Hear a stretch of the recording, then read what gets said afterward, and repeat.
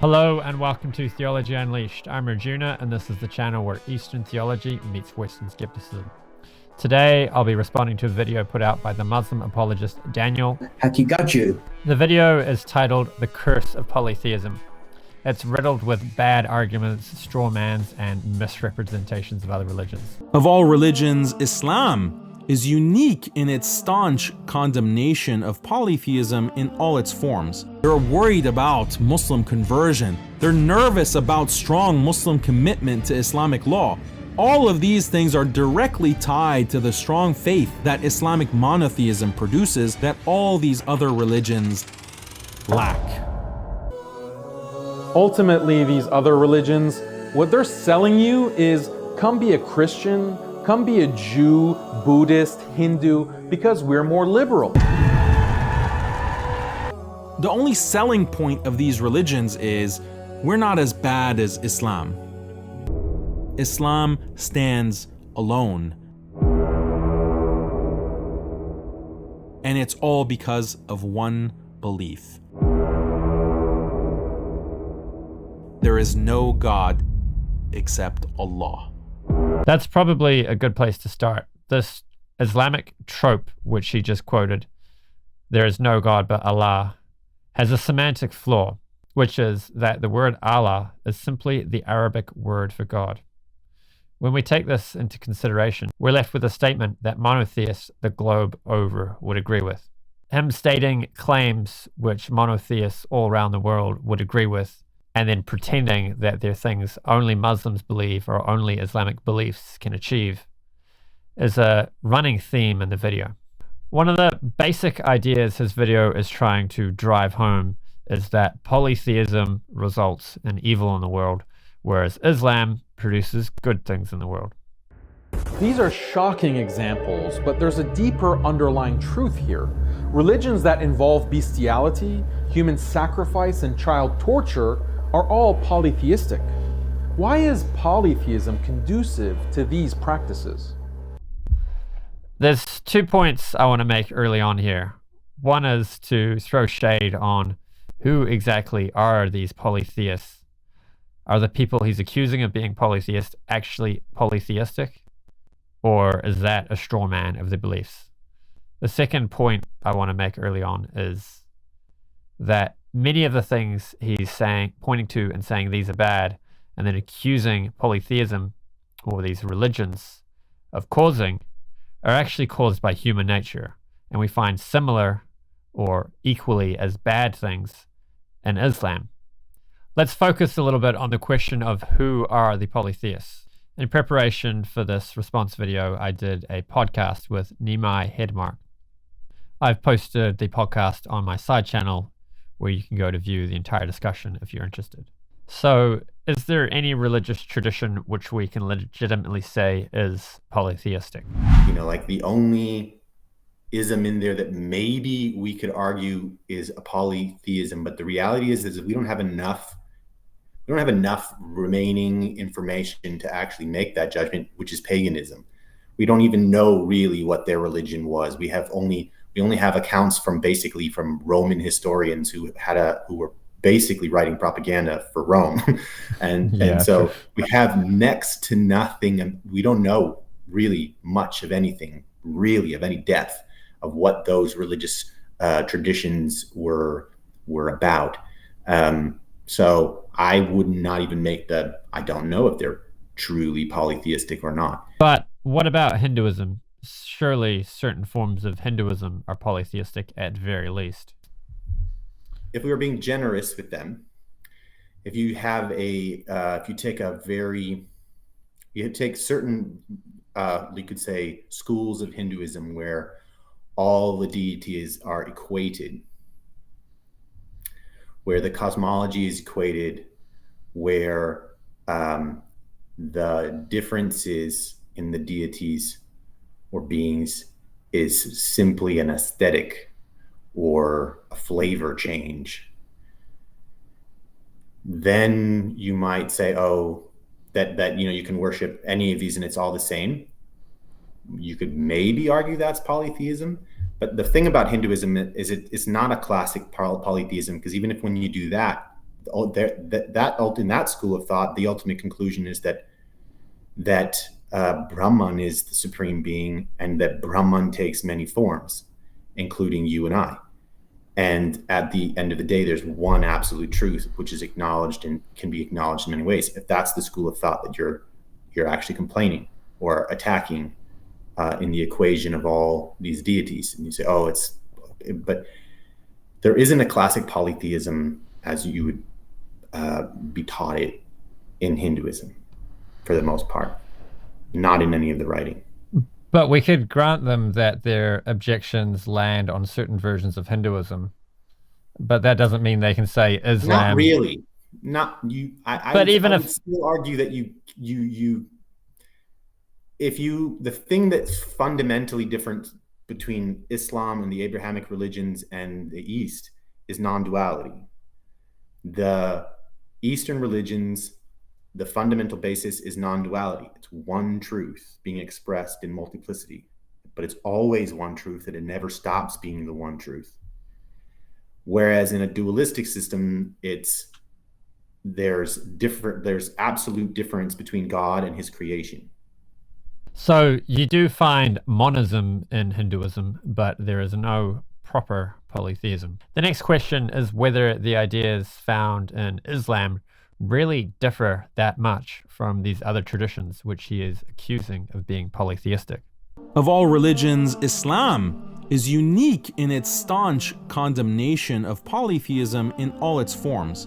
No religion takes a harder stance against polytheism. I just want to jump in and point out that, unfortunately, I think there is some truth to Islam having the most extreme stance against polytheism. By extreme, I mean religious extremism, and it is very unfortunate that we find that there. Maybe I should also take a quick moment to point out how, when discussing philosophy of religion, or anything for that matter, it is not useful to get into Islam versus Christianity versus Hinduism, or any set group of ideas against any other group or ideology. What we should instead do is isolate the ideas and look for beneficial and harmful ideas. So extreme stances against polytheism that result in violence are objectively bad. This is not saying anything about Islam, because we find Muslims such as Sufis who are peaceful and do not hold these extreme views. So here we're talking about the ideas rather than the people or the religion which that idea is sometimes or commonly found in. Islam teaches that the greatest injustice is polytheism or shirk, and the greatest virtue is strict monotheism or tawheed. Well, the thing I find interesting in that regard is that within Islam, within the cosmology that's put forward within Islam, there's a hierarchy of beings going from God down through the angels, the kodams, down to jinn, and so on and so forth. So there is a hierarchy of beings. So if you were to go to any of the other, what they would call polytheism or polytheistic religions or cosmologies, it's basically an acknowledgement of the hierarchy of beings, and people are naturally feeling some inclination or kinship with certain groups of beings, which is not unlike the world as it is. So I don't actually see it all that different, except that they're saying that the highest good is to have undeviated devotion towards the supreme being, and that's really not any different from Hinduism. That's pretty standard. If Daniel had taken some time to study the religions he's commenting on, he would have realized that they contain explicit monotheism. For example, if he'd read Bhagavad Gita, he would have found many quotes which extol the virtues of dedicated devotion to the supreme personality of Godhead. There are differences in that we have a personal understanding of God, and Muslims generally have an impersonal understanding of God. But that's not what Daniel is discussing in his video. He's talking about polytheism versus monotheism, not impersonal versus personal understandings of God. It's also odd how Daniel is acting as if Islam is unique in these views compared to other Abrahamic traditions. I don't even understand how he can make the claim relative to the other Abrahamic religions.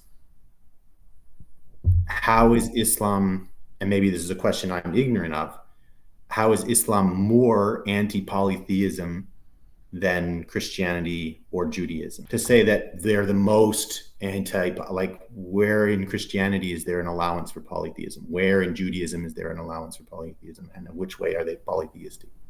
His arguments for Christianity and Judaism being polytheistic are odd.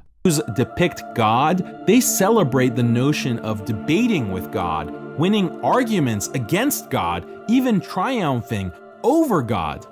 This comes from the traditional Jewish doctrine of the Torah is not in heaven, which means that rabbis have ultimate authority in determining religious laws, and even God himself cannot overrule them. In the Talmud story of the oven of Achnai, God himself states a legal position by miraculously speaking to a group of rabbis directly from heaven. But the rabbis disagree with God's position and argue that God is mistaken. By the end of the story, God admits, "My children have defeated me." In this way, in Judaism, the rabbis are ultimate lawmakers above even God. And this principle is allegedly acknowledged by God himself.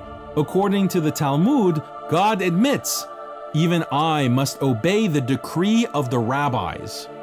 Such religions that insult their gods by subordinating them to humans do nothing but breed followers who are arrogant, defiant, and rebellious. This is, again, the complete opposite of monotheism.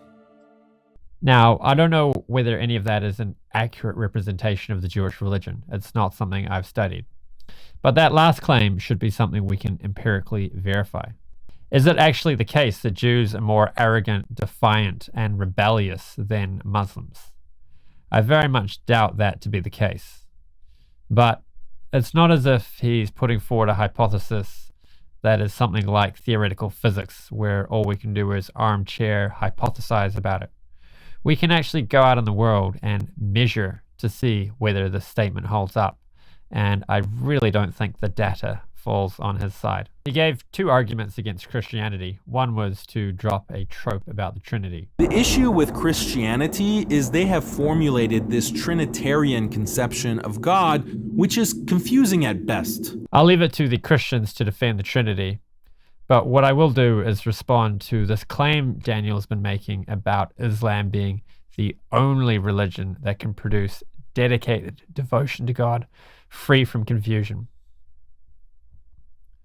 We can know that his claim is false by the large number of Christians we find who have this kind of dedicated devotion to God, free from confusion.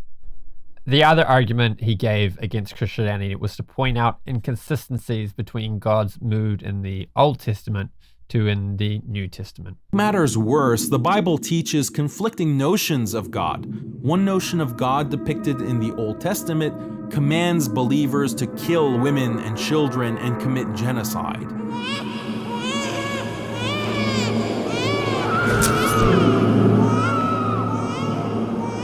But in the New Testament, God in the form of Jesus tells believers to turn the other cheek. In the Old Testament, God commands believers to stone the adulterer. But in the New Testament, God in the form of Jesus says that only he without sin should cast stones. It's like the Christian God can't make up his mind. This conflicted notion of God only breeds confusion and doubt. This is the main reason why Christian societies have fallen into apostasy and secularization time and time again. So the obvious question is, where are all these confused and doubtful Christians? I mean, sure, a large number of people have left Christianity, but still we see many dedicated Christians. I think social factors explain the phenomenon he's talking about there, such as the secularization of society. The social factor I would attribute it to is the dialectic pendulum swing which society has taken in response to religious extremism. So, prior to the development of modern society with all its scientific amenities, we had a lot of religious extremism going around causing a lot of havoc in the world. And as happens with history, people tend to get sick of one extreme and then go over to the other extreme. Currently, the trajectory of secularization seems to have reached a peak and things are starting to swing back the other way. For example, we've seen the new atheist movement is not getting so much steam as it used to, and now a lot of people who were part of that atheist movement have taken up other social issues which they find greater concern in. In the Old Testament, God commands believers to stone the adulterer. But in the New Testament, God in the form of Jesus says that only he without sin should cast stones. It's like the Christian God can't make up his mind. When I first saw this video, I didn't understand the argument he was making here. It took Nimai to point it out to me. This is because I couldn't imagine that somebody would make such a bad argument. Yeah, in the Old Testament you stone them, and in the New Testament you should stone them. Then the Bible would be fine. Okay. He's not saying the Quran has a better message than the Bible. He's saying it's consistent. But let's be clear, consistency is only a virtue if the content is good. Now, I don't like the strategy he's using of trying to dig up dirt on other religions, such as exposing inconsistencies. One way someone might want to reply to him here is to expose dirt on Islam. For example, we could question whether or not Islam is consistent. They were characterized as violent, and you cherry-picked verses from the Quran. You could paint them as being violent and bloodthirsty, bigoted, intolerant, and cruel, chauvinistic, so on and so forth. You could paint that picture cherry-picking verses from the Quran. Those verses are there, and there would be Muslims certainly who would put forth arguments and show another side of Islam. So then we would say we would basically be in the same situation, that it's inconsistent. Or is it? And that would be the argument. It's like, is it inconsistent? I don't know that it is, or I don't know that it isn't. Nimai also touched on the fact that there are ways in which one could argue that Islam is itself fanatical. Now, I'm sure Muslim apologists have satisfactory answers to these types of arguments, just as I'm sure Christian apologists have satisfactory answers for the inconsistencies that Daniel pointed out. I find it very interesting that Daniel didn't choose to argue that the Islamic conception of God is more loving and peaceful than the Christian conception of God. Instead, he chooses to argue that the Quran is more consistent than the Bible. When Daniel started quoting the Bible, talking about stoning and whatnot, I was thinking in my head, this is a bit rich coming from a Muslim, because as we're all well aware, there are plenty of Islamic quotes that are equally, if not more, fanatical and violent. But it was to my surprise to find out that he wasn't arguing that the Quran has less of this fanatical content. He was simply arguing that the Quran is consistent. But I don't need to lodge any sort of ad hominem attacks against Islam in order to show how his argument fails. All I need to do is point out that, according to his argument, the Bible would be just fine if we had the statements about stoning also in the New Testament. Yeah, in the Old Testament you stone them, and in the New Testament you should stone them. Then the Bible would be fine. Okay. He then gives evidence for his idea that Christians are confused by talking about how they had a Reformation, and Islam did not. But Christianity had a Reformation because they have this very confusing notion of God that clashes with monotheistic intuitions. But it's the strong monotheism of Islam that creates certainty in Muslims and makes them reject secular efforts at reforming and liberalizing their religion. Now, I don't know a lot about the relevant history here, but I'm pretty sure what he's just presented is an accurate and a dramatic oversimplification. Surely there were a lot more factors at play. I think we should also be questioning his portrayal of Islam as not having any splits. I can name at least 3 different Islamic sects, the Shias, the Sunnis, and the Sufis. But a quick Google search brings up at least 7 different Islamic sects. I wouldn't say I agree with him that it's bad to have different splits within a religious tradition. But if he's going to say it's bad and criticize other religions for having it, he should at least be representing a tradition which isn't also guilty of the same thing. But I think a more important point to make is to comment on the disparity we find in the morality of some Muslim extremists compared to the morality of modern society. It's all well and good to preserve moral standards against degradation, but clearly what some Muslim extremists are doing is preserving their moral standards against elevation. I guess I should probably add another disclaimer here, which is to say this isn't a comment on Islam as a whole, but rather on its extremist fractions. There are certainly some modern values which I agree we should reject, but there are many modern values which I would like to see adopted more widely in Islamic circles, such as not killing people for religious reasons. What also makes secularists rage is how Muslims have been so resistant to the colonial project. Colonizers have had great difficulty getting Muslims to sell out and abandon the monotheism that is the linchpin of Muslim life. Polytheism, on the other hand, well, let's just say it's relatively easier to get people to stop believing in Brahma, the god who raped his own daughter, or Atum, the masturbating god. In a short amount of time, colonialism wiped out, assimilated, or reformed thousands of polytheistic religions throughout the world, but the unshakable faith of Muslims has been the thorn in the side of European colonial powers for over 200 years. Such a weird argument. Yeah. He's just put forward imagery of these cultures being annihilated, where they faced either change and drop their religious, they were forced to give up their religious beliefs or face annihilation, mostly by Abrahamic religions, either economic annihilation, literal annihilation. Yeah, I think it's and Islam was a part of the spear in which that did that. I think it's like he's arguing that because Islamic culture, what really explains that is Islamic culture has had military and empire success. And of course, when you do that, you're going to keep your own religion too. So because they've had military and empire success, maybe those two things are the same, therefore the religion's better. But I don't think that follows. I think you can have a successful civilization and have wrong religious beliefs. Is it saying, like, what if those other traditions were more open-minded? They might have been more open-minded.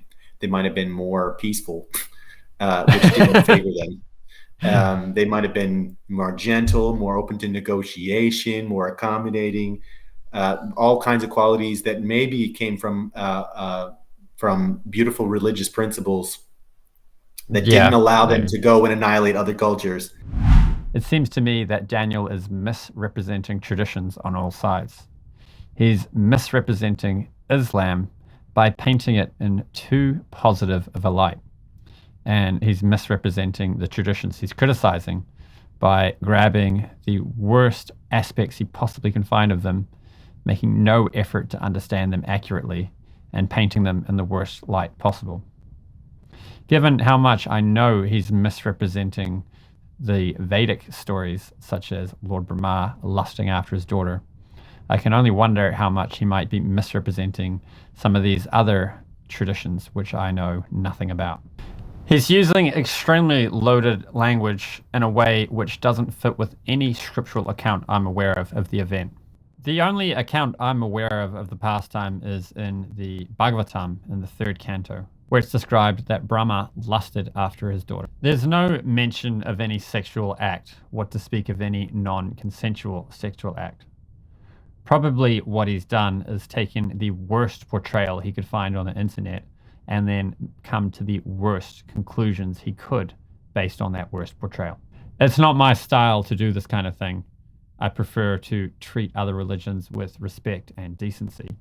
But we can imagine how bad a portrayal of Islam could be if it was conducted in the manner Daniel is conducting his portrayal of Hinduism. The funny thing is, he's quoting a pastime like this in a video arguing against polytheism, when one of the things we learn in Bhagavatam from this section is precisely that Brahma is not the supreme being, but rather a jiva soul, just like you or me, also capable of succumbing to lust. Now, the point of the story isn't to denigrate Brahma, but rather to explain just how powerful lust is, that even someone so powerful as Lord Shiva or Lord Brahma can succumb to it. The idea is to motivate us to take shelter of bhakti so we can overcome these vices. The funny thing is that these stories Daniel is using to try to paint the Vedic traditions as polytheistic are actually giving precisely the opposite message. They're teaching us that Brahma and Shiva are not the supreme being, but rather are servants of the supreme being, which is Vishnu. Monotheism produces this beautiful psychology grounded in love, gratitude, humility, and certainty. And that psychology creates societies that are more honest, more altruistic, more harmonious. These are facts cited in recent academic books like Big Gods by Professor Ara Norenzian. This is another claim we can test. We can take examples of countries where Islam is the dominant religion and examine whether these countries are nicer places to live. I think a very good metric to use in assessing this is immigration rates. How many people from Islamic countries are immigrating or attempting to immigrate to Western countries, and how many people in Western countries are immigrating or attempting to immigrate into Islamic countries? There are several reasons for this. First of all, monotheists are much more motivated to be moral because they fear God. Well, earlier on he was talking about loving God, and now he's talking about fearing God. I'm not sure how compatible those two things are. Perhaps fearing God is better than nothing, but it's certainly not the highest thing. We can use an analogy of a father to elucidate this point. Imagine a child who does what his father wants him to do because he is afraid of his father. Compare that to an image of a child who does what his father wants because he loves his father. The other question is, how is that something that's not available to a monotheist in any tradition? If you believe God Almighty can zap you with lightning at any moment, that's going to keep you honest in your daily life. I find it very amusing when theists, pretty much exclusively in the Abrahamic tradition do we find this phenomenon, will claim that God is the greatest being imaginable or is a perfect being, and then proceed to describe a being who is in need of multiple 12-step programs such as anger management. God Almighty can zap you with lightning at any moment. I don't really see how this idea that God might zap you with lightning at any moment is compatible with God being all-loving. I'm not really sure how much you could love such a being either. We can go back to parent analogies to understand this point. But you don't find this kind of fear in polytheism, as we already mentioned.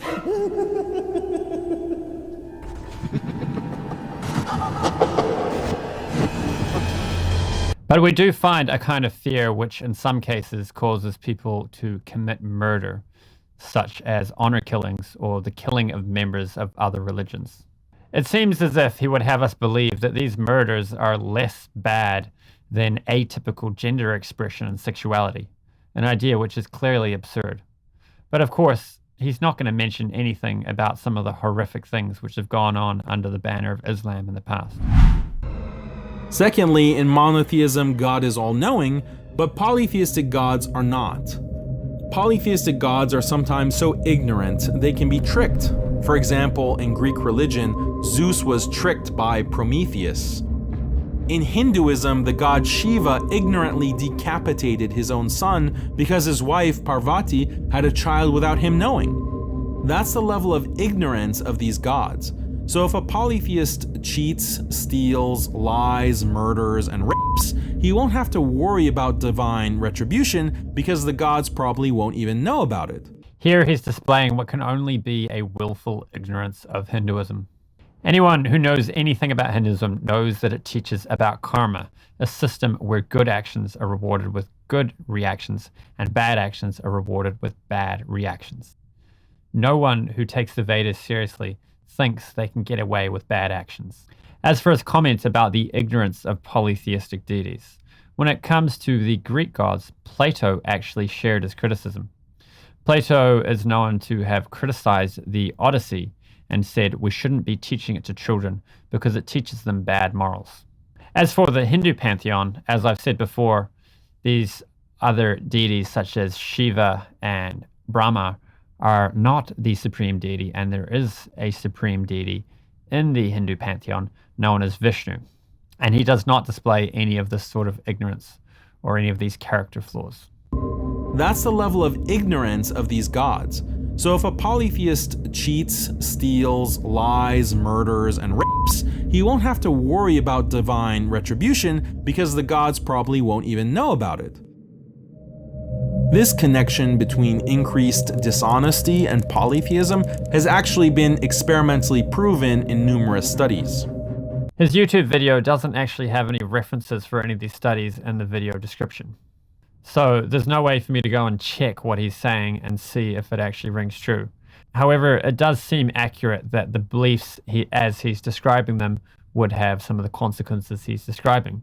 The trouble is, it's just not what many Hindus believe. But Islam is no exception to being a religion free from ideas that in some cases cause harm. We can even draw a very clear logical connection between some bad Muslim ideas and some bad actions. What I'm getting at is if you can convince people that God is evil, then these people are likely to go around and do evil things.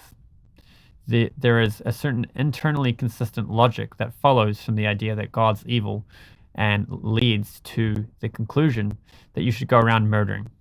How this works is if you believe that God is so evil that he would send people to hell for eternity, for eternal hellfire, for simply believing in the wrong religion, then you can also convince them, or they may end up believing as a result, that the right thing to do is to go around and kill members of other religions and preachers in particular of other religions so that they can have fewer people following them and more people taking to Islam.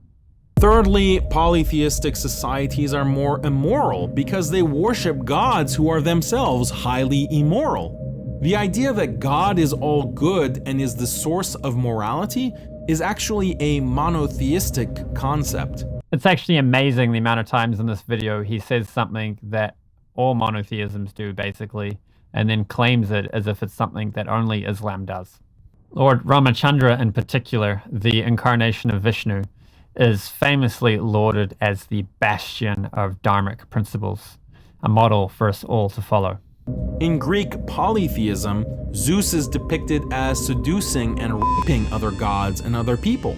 In Hinduism, gods like Indra, Krishna, and many others are depicted as serial rapists.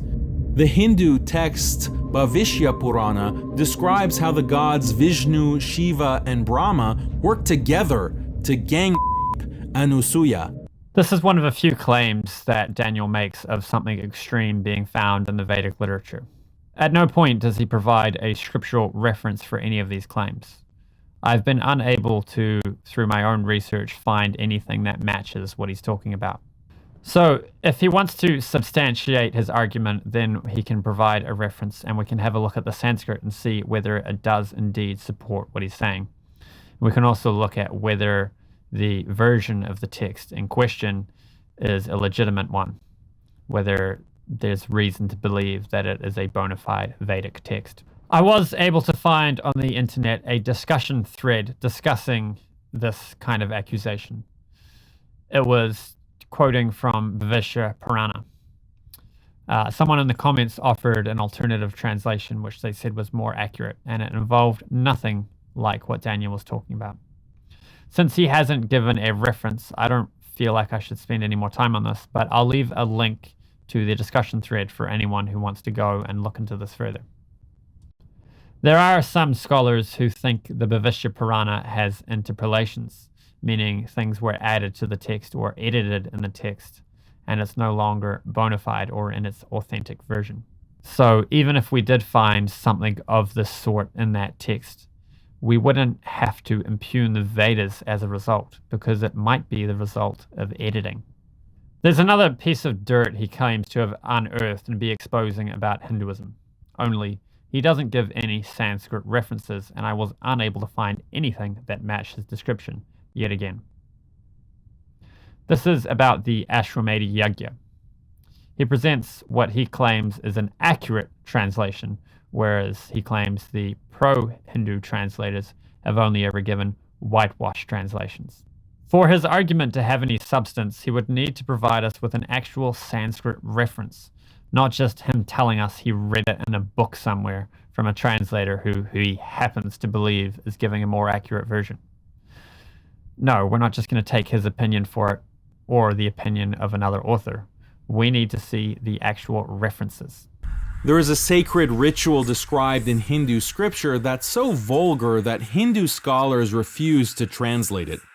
Later Western academics like Wendy Doniger have provided full translations of the Hindu sacred Veda scriptures that describe this shocking fertility ritual called the Ashvamedha.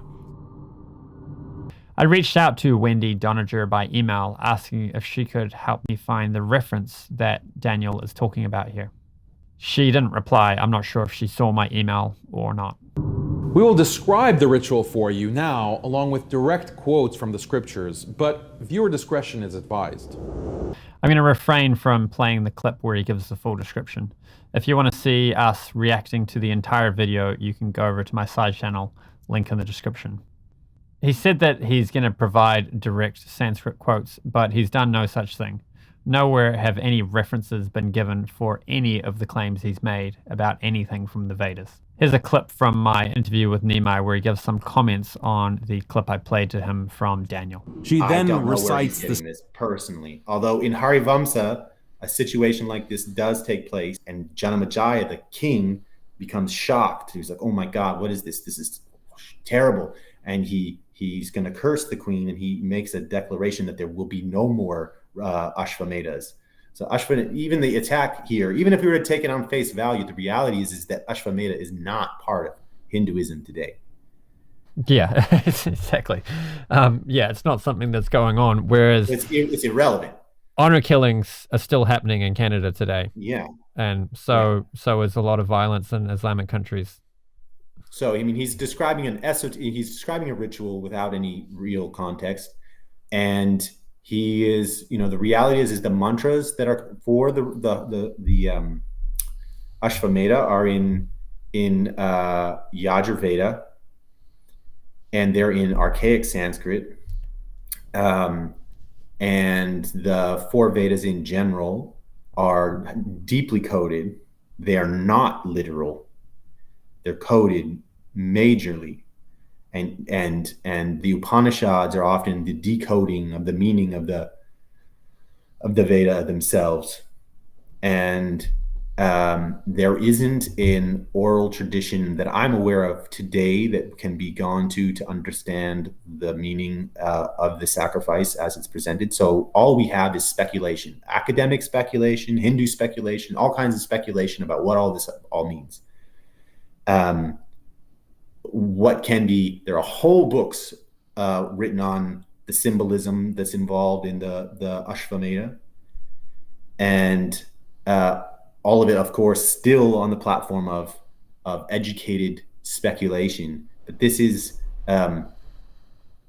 really neither here nor there, because this is not a living tradition within India today. In fact,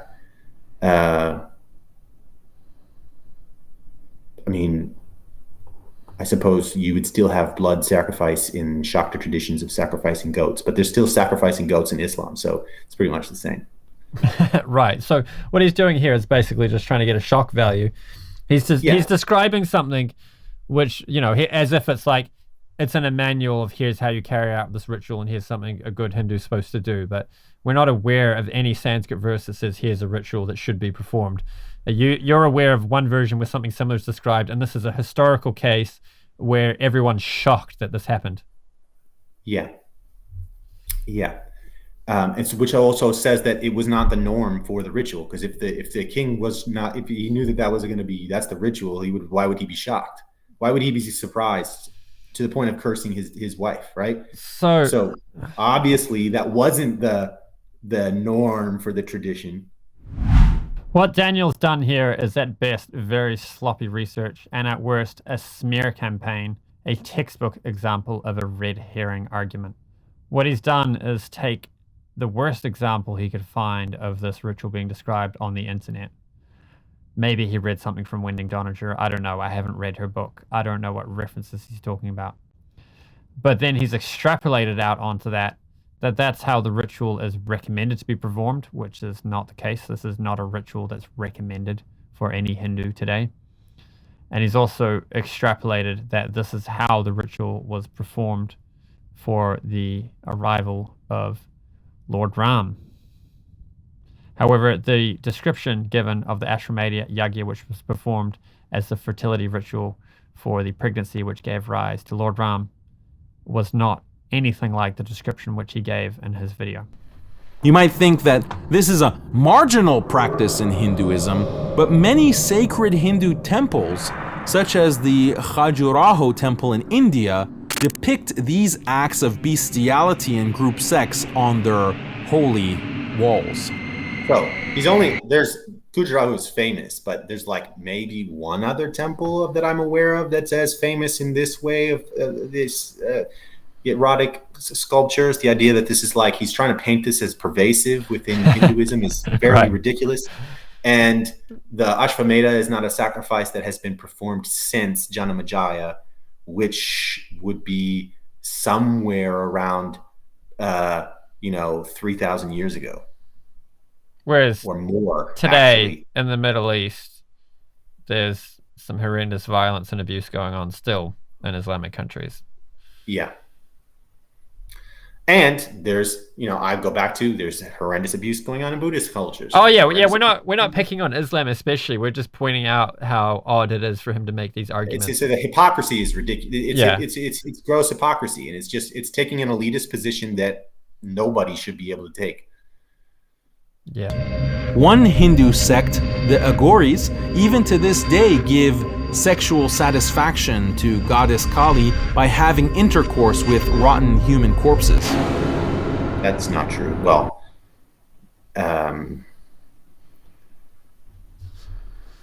that's a characterization. Certainly, I don't need to. Aghoris are the more shocking group of as shocking as it gets within the Hindu culture, certainly. So a fair comparison would be for us to take the most shocking sect of Islam and talk about them. They would probably say that the most shocking group of Islam still looks better in their eyes than the most shocking group in Hinduism, being the Aghoris, but they wouldn't look at what's actually going on for an Aghori or an Aghori practice. And it's not giving sexual satisfaction to Mother Kali. I can tell you that for straight. Right. I mean, I think it's hard to get worse than going around murdering people because you disagree with their religious beliefs. I suppose you mean killing people. You're going necrophiliac versus killing people. I'd still say the necrophiliac is at least no one was harmed, right? Yeah, I think the murdering people is worse, and we don't need to say Islam causes that, but there's plenty of Muslims who go around and do a lot of violence. What kind of society is created when rituals involve necrophilia, cannibalism, bestiality, and child torture? In fact, studies show that in countries like India, for example, a large percentage of the Hindu population justifies crimes like rape and child sacrifice by appealing to these gods. People who do bad things are always rationalizing it and justifying it using whatever ideology happens to be part of their culture. That doesn't mean that it's causing it. It could be causing it, though, But we can ask the same question about Islam. What crimes do people commit and then justify by appealing to aspects of the Islamic faith? Now contrast with Muslim societies. Because Islam has Tawheed as the strong, uncompromising monotheism, Muslim societies have less fornication, less infidelity, they drink less, get addicted to drugs less, commit homicide less, commit suicide less, and generally avoid other immoral behaviors to a greater extent than both polytheist and secular societies. Gotta love the music he's got there in the background to dramatize the evilness of polytheism, and then the positive music to show how great Islam is. I haven't studied the relevant social science, but I suspect he's cherry-picking studies here. I would very much like to see him debate someone who's well-read on the subject to see if it really does stack up in the favor of Islam. There's no links to any studies in his video description, so all we have to go on is his word. Or maybe we could try to find the studies he's referencing by taking screen grabs and looking up the text on the screen to try to find the study that he's quoting. As for there being high rates of rape and so on inside of India, we really have to ask the question of how much of that is due to the presence of Islam. One thing I would really like to know is what were the rates of these sorts of crimes prior to the entry of Muslims into India. So we'd be talking about more than 700 years ago, before the Mughal invasion of India. And even if it's the case that some interpretations of some Hindu text lead to these kinds of crimes, it could just be that those interpretations are the problem and not Hinduism, or that those are the wrong Hindu texts to be focusing on and other Hindu texts don't lead to those sorts of crimes. But if he wants to claim that it's the case that Islam produces such great things in society and other religions such horrible things, then he'll have to explain why it's the case that people are so interested in immigrating to Western countries and not Islamic countries. And even people in Islamic countries are immigrating to the West.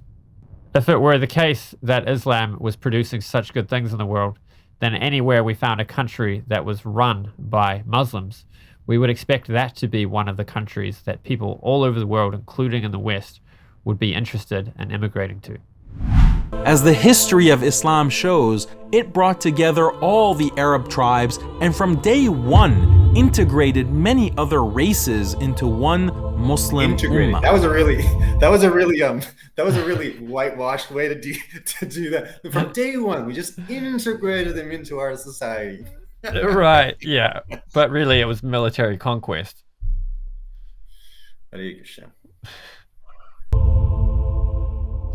Islamic monotheism is strong enough to unite the masses despite racial and ethnic differences. This is why Islam... Is that the case, or did they just get their swords out? Well, I mean, even if they got their swords out, on some level, there's a truth to what he's saying, that there are various kinds of ethnicities that have adopted Islam and have rallied behind that rather than holding on to their ethnicity as the dominant factor. I suppose you could make the argument. But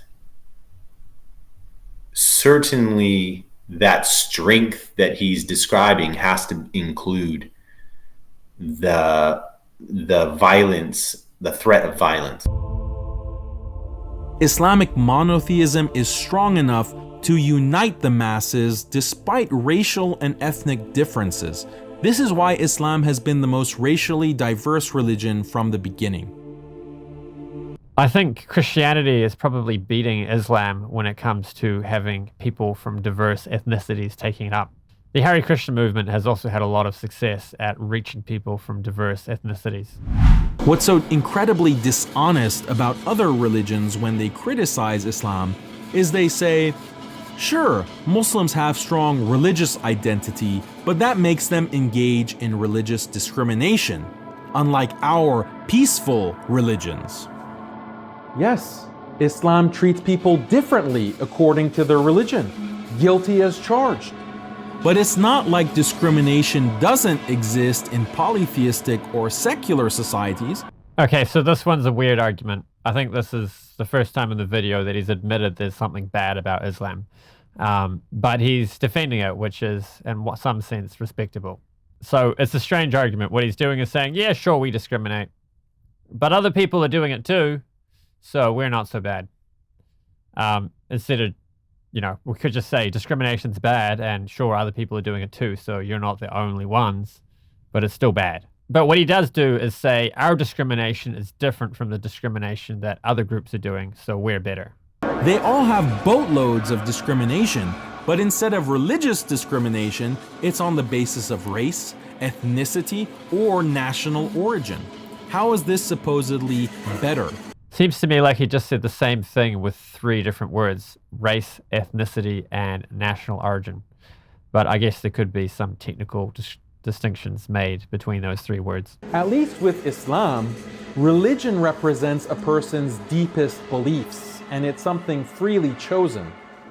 But you can't choose your race or the country you're born in, so it makes sense to judge people and categorize them on the basis of their religion. I really don't know that that's the case. I mean, let's take an extreme example. A murderer goes to somebody's house and kills a man because he's racist. The person's a particular ethnicity that this person hates, and he goes and kills that person. Let's take another example. The person goes and commits the same act, the same kind of hate, but this time it's because he doesn't like the person's religion. Are either of those situations worse or better? I really don't think so. I think what's wrong is the action, not what it's done over. So whether you're discriminating based on race or religion, in both cases, it's bad. I mean, let's be serious. With religion, people aren't believing a religion because it means the Muslims aren't going to come after them with their swords. They're believing a religion because they happen to be convinced that it's true. And persecuting people because of what people happen to be convinced of is not right. Like, he could say that and people might be convinced by it, but if we follow it through logically, what's actually being said there? It's okay to persecute people over something they can change. So basically what he's saying is, well, if they don't like our bullying and persecution, they can convert to our religion. That's not okay. Now, I don't want to suggest that Daniel is defending any kind of religious extremism or violence, but he did say that Islam treats people differently based on their religion. Yes, Islam treats people differently according to their religion, guilty as charged. And then he proceeded to defend that idea. Now, there is a whole sliding scale of treating people differently based on their religions. And, he basically didn't say anything bad about religious extremism that comes from Muslims at all.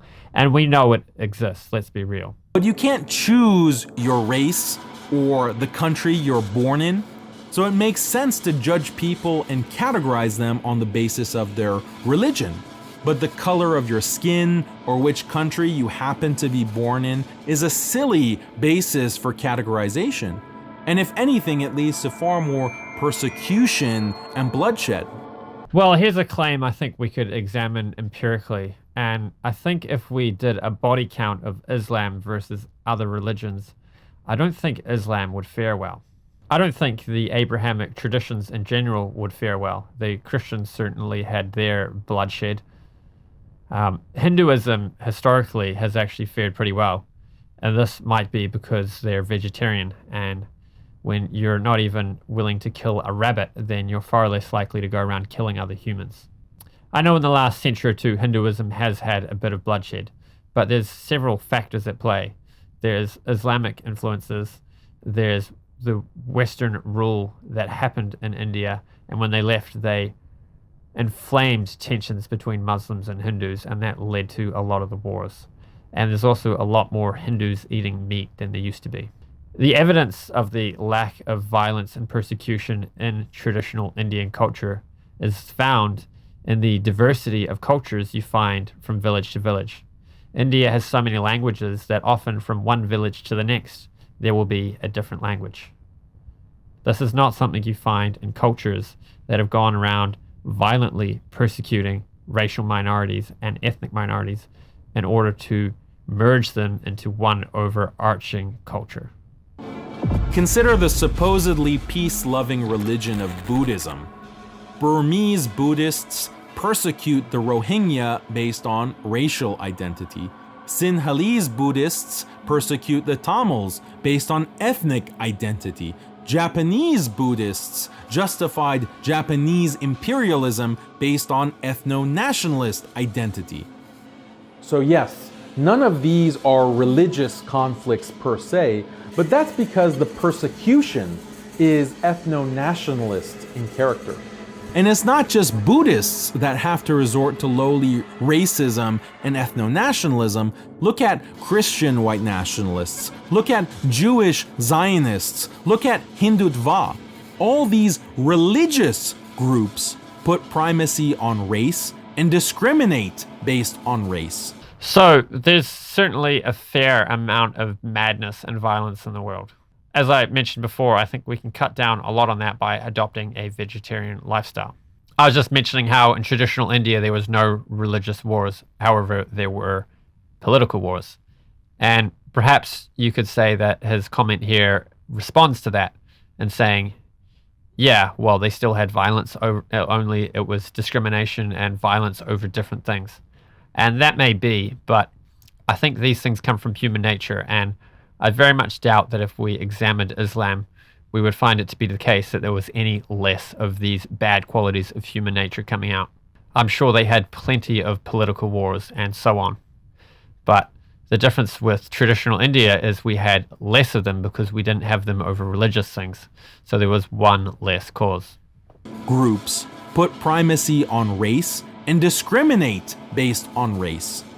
This is not a coincidence, it's a byproduct of the weak conviction polytheism produces. The fact that these polytheistic religions don't admit this and pretend to be all about peace and tolerance while criticizing Islam is very dishonest.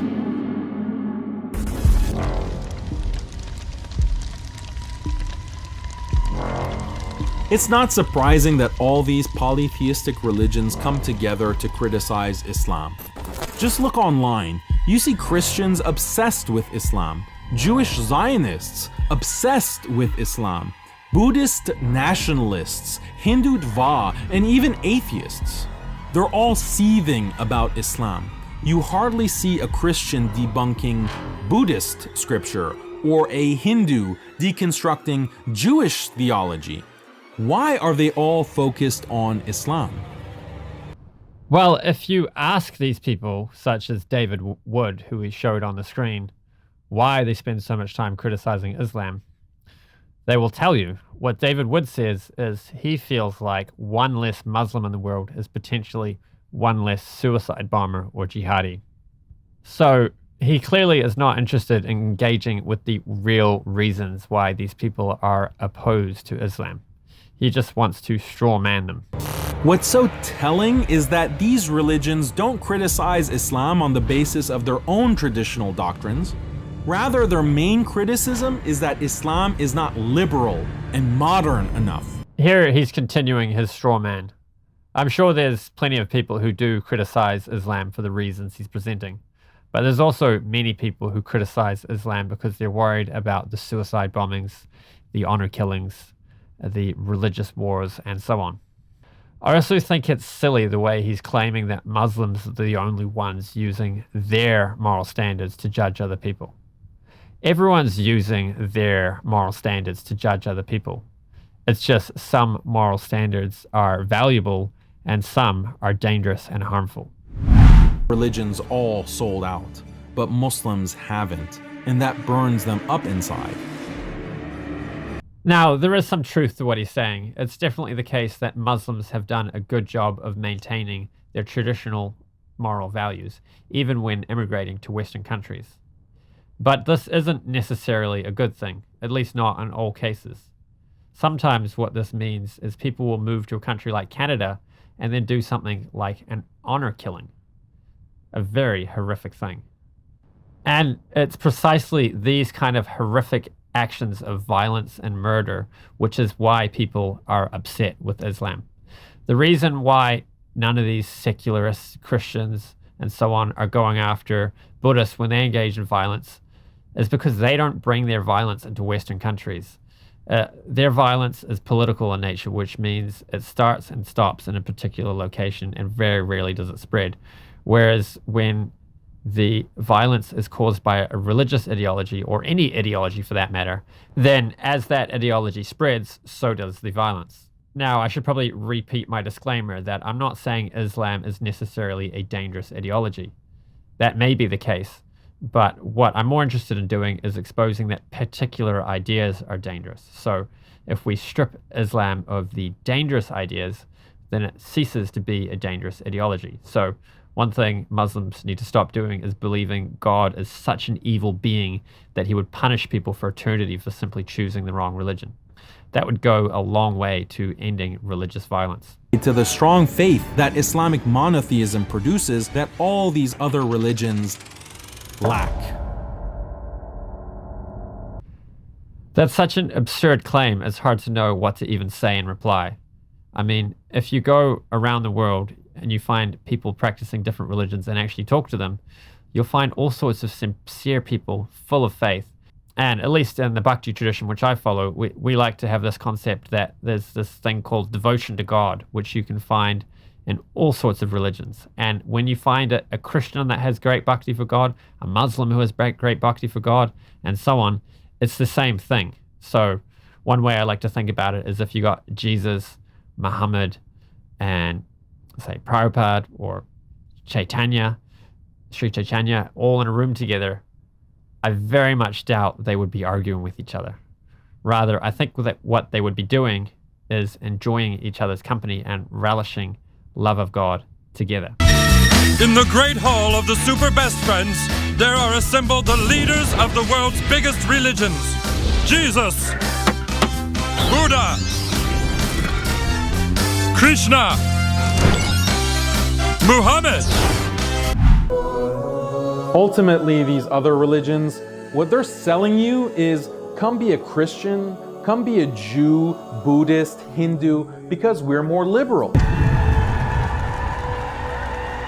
You can indulge in more fornication. You can indulge in more freedom. You can walk around naked in public.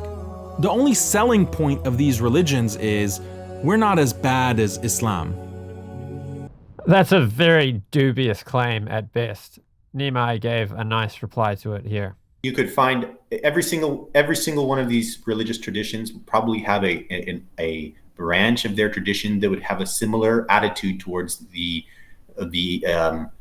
you could say the encroachment of modern progressivism in their religious traditions. Totally.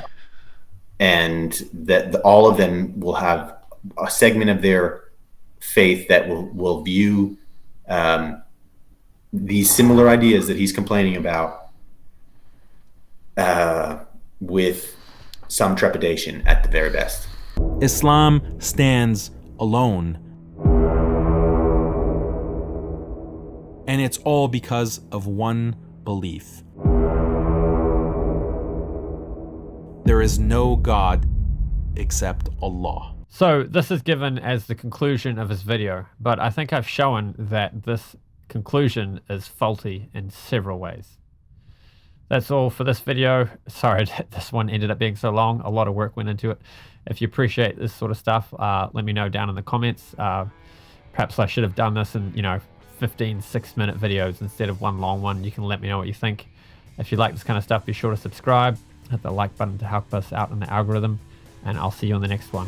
Hare Krishna.